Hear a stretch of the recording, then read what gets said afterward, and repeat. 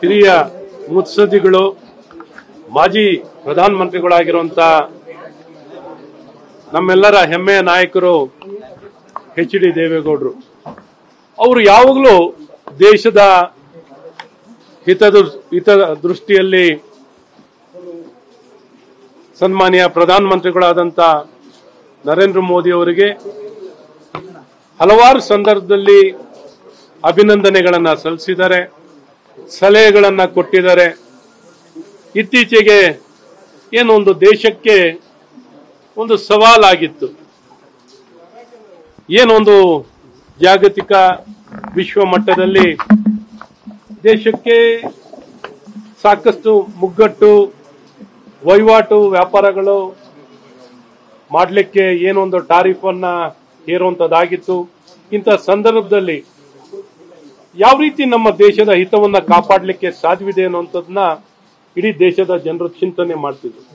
ಈ ಸಂದರ್ಭದಲ್ಲಿ ನಮ್ಮ ನೆಚ್ಚಿನ ಪ್ರಧಾನಮಂತ್ರಿಗಳಾದಂಥ ನರೇಂದ್ರ ಮೋದಿ ಅವರು ಯಾವ ರೀತಿ ಚೈನಾ, ಜಪಾನ್, ರಷ್ಯಾ, ಬೇರೆ ಎಲ್ಲ ರಾಷ್ಟ್ರಗಳ ಜೊತೆಯಲ್ಲಿ ಹಲವಾರು ರಾಷ್ಟ್ರಗಳ ಜೊತೆಯಲ್ಲಿ ಮಲ್ಟಿಲ್ಯಾಟರಲ್ ಟ್ರೇಡ್ ಬಹು ರಾಷ್ಟ್ರಗಳ ಜೊತೆಯಲ್ಲಿ ಯಾವ ರೀತಿ ರಫ್ತನ್ನ ಮಾಡುವಂಥದ್ದು, ವ್ಯಾಪಾರ ವ್ಯವಹಾರಗಳನ್ನ ಮಾಡುವಂಥದ್ದು, ಆಮದನ್ನ ಮಾಡಿಕೊಳ್ಳಿಕ್ಕೆ ದೇಶದ ಹಿತವನ್ನು ಯಾವ ರೀತಿ ಕಾಪಾಡಲಿಕ್ಕೆ ತಗೊಂಡಂತ ಕ್ರಮವನ್ನ ಗಮನಿಸಿ ಯಾವ ರೀತಿ 48 ಗಂಟೆ ಕಾಲದ ಒಳಗೇನೆ ನರೇಂದ್ರ ಮೋದಿ ಅವರು ತಮ್ಮ ನಾಯಕತ್ವವನ್ನ ಪ್ರದರ್ಶಿಸಿದ್ದಾರೆ.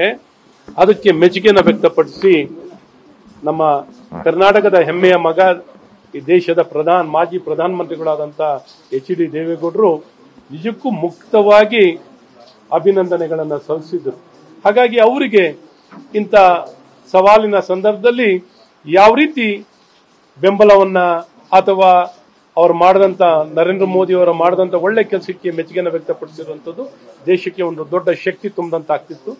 ಹಾಗಾಗಿ ಇದನ್ನ ಇವರ ನಿಲುವು, ಇವರ ಚಿಂತನೆ, ಇವರ ಕಾರ್ಯಶೈಲಿ, ಎಚ್.ಡಿ. ದೇವೇಗೌಡರ ಕಾರ್ಯಶೈಲಿಯನ್ನ ಗೌರವಿಸುವುದು ನಮ್ಮೆಲ್ಲರ ಕರ್ತವ್ಯ ಅನ್ನುವಂಥ ದೃಷ್ಟಿಯಲ್ಲಿ ನಮ್ಮ ರಾಜ್ಯದ ಅಧ್ಯಕ್ಷರು ಮತ್ತು ಇಡೀ ತಂಡ ಇವತ್ತು ಎಚ್.ಡಿ. ದೇವೇಗೌಡರನ್ನ ಭೇಟಿ ಮಾಡಿ ಅವರಿಗೆ ಗೌರವ ಸಲ್ಲಿಸುವಂಥದ್ದು, ಅಭಿನಂದನೆಯನ್ನ ಸಲ್ಲಿಸುವಂಥದ್ದು, ಇಡೀ ದೇಶಕ್ಕೆ ಪ್ರೇರೇಪಣೆಯ ನಾಯಕತ್ವವನ್ನು ಕೊಟ್ಟಿರುವಂತ ಎಚ್.ಡಿ. ದೇವೇಗೌಡರಿಗೆ ಅಭಿನಂದನೆಯನ್ನ ಸಲ್ಲಿಸಿದ್ದೀವಿ.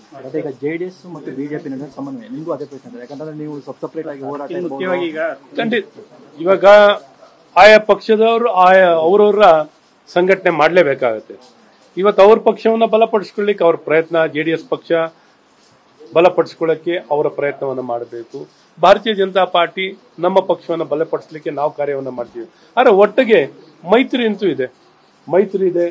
ಇಂಡಿಯ ಮೈತ್ರಿಕೂಟದಲ್ಲೇ ಜೆಡಿಎಸ್ ಪಕ್ಷನೂ ಇರೋದು. ಪರಸ್ಪರ ವಿಶ್ವಾಸ, ನಂಬಿಕೆ, ಗೌರವ ಎಲ್ಲರೂ ಒಟ್ಟಿಗೆ ಮಾಡಿ ಒಂದೇ ಉದ್ದೇಶದಲ್ಲಿ ಇವತ್ತು ಜನಪರವಾಗಿ ಕೆಲಸ ಮಾಡ್ತಿರುವಂತದ್ದು ಜೆಡಿಎಸ್ ಮತ್ತು ಭಾರತೀಯ ಜನತಾ ಪಾರ್ಟಿ. ಕರ್ನಾಟಕದಲ್ಲಿ ನಮ್ಮ ಸಂಬಂಧ ಚೆನ್ನಾಗಿದೆ, ಸದೃಢವಾಗಿದೆ, ವಿಶ್ವಾಸ ಇದೆ, ಸಂಬಂಧ ಚೆನ್ನಾಗಿದೆ, ಒಟ್ಟಾಗಿ ಕೆಲಸ ಮಾಡ್ತಾ ಇದ್ದೀವಿ. ಆದರೆ ಪರಸ್ಪರವಾಗಿ ನಮ್ಮ ಪಕ್ಷದ ಚಟುವಟಿಕೆ ನಾವು ಮಾಡ್ತಾ ಇರ್ತೀವಿ.